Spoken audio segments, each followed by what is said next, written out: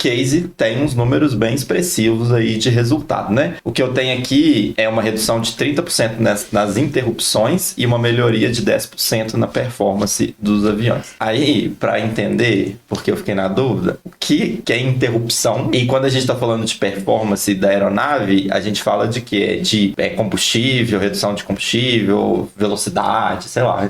Legal. Vou começar falando um pouco aqui Basicamente, a gente utiliza dados para gerar valor para o cliente sem ter que apertar um parafuso. Quando a gente fala de interrupção, é o que eu tinha comentado ali no início, né? Uhum. A gente basicamente vai conseguir antecipar. Quando você antecipa uma parada, quando a gente fala uma parada, é uma tarefa de manutenção. Ou junta diversas tarefas, você aumenta a disponibilidade do avião. Então, com isso, a plataforma... Você se planeja melhor. Você tem toda uma camada de atividades e pessoas que precisam estar ali para poder disponibilizar aquela aeronave. A gente está falando de mecânico, a gente está falando de equipamentos, a gente está falando de peças, de slot. Então, quando você consegue organizar isso aí de certa forma antecipadamente, você aumenta a disponibilidade. E você tem uma redução de custo de manutenção grande. Muito grande. E o outro ponto, quando a gente fala de performance, ela pode sim ser associada a velocidades e tudo mais, mas geralmente ela está relacionada a custos de combustível. E aí ela é muito voltada para aquele primeiro estágio que eu comentei.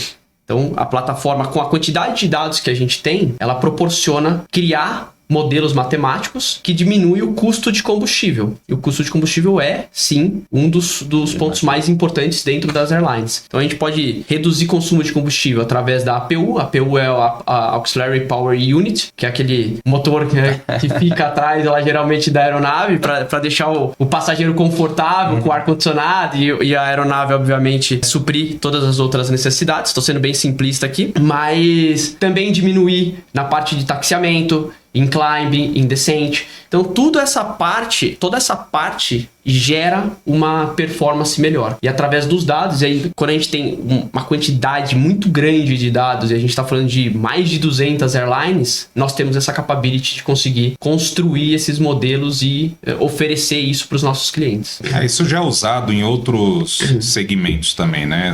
É bem comum a gente ver em automobilismo, né? Uhum. Então, todo o processo ali do pit stop no automobilismo, ele tem os mesmos princípios, né? Então, foi uma das concepções que a gente acabou utilizando aqui também. Além desses resultados de interrupção, de performance, tem algum outro ponto que vocês acham importante? Tipo, por exemplo, vocês conseguiram trabalhar um pouco mais a satisfação do cliente? Até entrando um pouquinho nessa pergunta, né? O cliente, de certa forma, interage diretamente com essa plataforma, tem toda uma interface com ele, ela evoluiu também a partir Tem uma interface direta com os nossos clientes, interage diariamente de minuto a minuto, basicamente, porque toda vez que o avião gera a informação, ela está disponível para o nosso usuário. Então, ele interage com frequência toda hora. E acho que um dado importante, né? A Embraer tem um avião decolando a cada 10 segundos. E a gente está falando aí de geração de quase 1 gigabytes por voo, por perna que a gente tem.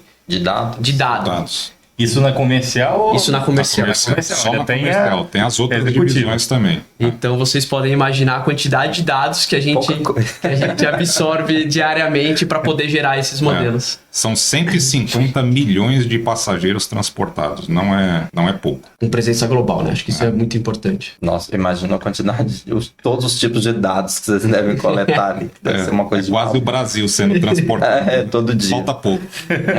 No case, né, que a gente leu de vocês citam como essa plataforma sendo um novo modelo de negócios para uma nova Embraer, inclusive, como vocês falaram. E aí eu queria falar um pouco sobre isso, assim, o que vocês enxergam desse modelo de negócio, o que seria esse modelo de negócio e o que seria essa nova Embraer? Falando em questão de modelo de negócio, assim, a nossa interação no passado era muito um a um junto aos nossos clientes, e assim, eu vendo um serviço de manutenção, você compra e absorve e tá tudo certo. Eram movimentos muito lentos para a demanda do mercado. Então, ao mesmo exemplo de outros segmentos, vou novamente citar o setor financeiro. Com a introdução de várias tecnologias, de GenAI e tudo mais, eu consigo captar melhor o que o meu cliente quer e eu consigo hiperpersonalizar dentro da plataforma. Então, isso é um novo modelo de negócio, porque assim, muitas vezes eu vou gerar um produto específico para um nicho de cliente, ele tem aquela demanda. Posso gerar um conjunto de produtos que assim, demoraria muito tempo eu indo a campo e tudo mais, para poder desenvolver e deixar disponível para consumo dentro da plataforma. Então, assim, é de fato um novo modelo de negócio e ele é escalável, né? Então, do mesmo jeito que a gente introduz serviços, a gente pode aposentar serviços também. Então, assim, é uma flexibilidade que existe dentro desse novo conceito. É um modelo de plataforma. Plataforma é modelo de negócio. Sim, sim. E a gente passa até a capacidade da hiperpersonalização em escalabilidade, que é o que vai trigar o futuro, de certa forma, ali para os nossos operadores. Eu ia até entrar um pouco nesse assunto da hiperpersonalização. Dá para ter um exemplo do que seria essa hiperpersonalização? Cada operador opera de um jeito, num lugar, num formato. Isso é fato. Então, eu vou colocar o próprio APU, tá? Como um exemplo aqui, que é um exemplo já utilizável, inclusive. As airlines hoje, cada um tem um set de, em 25 graus Celsius, por exemplo, eu vou ligar a APU, porque eu quero que os meus passageiros fiquem confortáveis. A outra airline fala que nos 20 graus Celsius. A APU é um motor. É o motor que vai abastecer.